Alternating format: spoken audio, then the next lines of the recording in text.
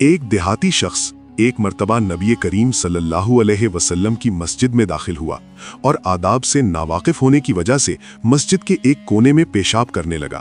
صحابہ یہ دیکھ کر غصے میں آگے اور اسے سختی سے روکنے کے لیے دوڑے، لیکن نبی کریم صلی اللہ علیہ وسلم نے فوراً انہیں روکا اور فرمایا کہ اسے چھوڑ دو اور اسے نہ روکو۔ جب وہ شخص فارغ ہو گیا تو نبی صلی اللہ علیہ وسلم نے سکون سے پانی منگوایا اور اس جگہ پر ڈال کر صفائی کر دی۔ پھر آپ صلی اللہ علیہ وسلم نے نرمی سے اس دیہاتی کو سمجھایا کہ مسجدیں اللہ کی عبادت اور ذکر کے لیے ہوتی ہیں، ایسے کاموں کے لیے نہیں۔ اس دیہاتی پر اس نرم اور صبر والے برتاؤ کا بہت گہرا اثر ہوا۔ اس نے بعد میں دعا کی، اے اللہ مجھ پر اور محمد صلی اللہ علیہ وسلم پر رحم فرما اور کسی اور پر نہیں۔ نبی کریم صلی اللہ علیہ وسلم مسکرا دیے اور اسے نرمی سے سمجھایا کہ اللہ کی رحمت بہت وسیع ہے۔ یہ واقعہ صحیح البخاری میں درج ہے۔ نبی صلی اللہ علیہ وسلم نے غصے کے بجائے نرمی اختیار کی اور سختی کے بجائے حکمت سے تعلیم دی۔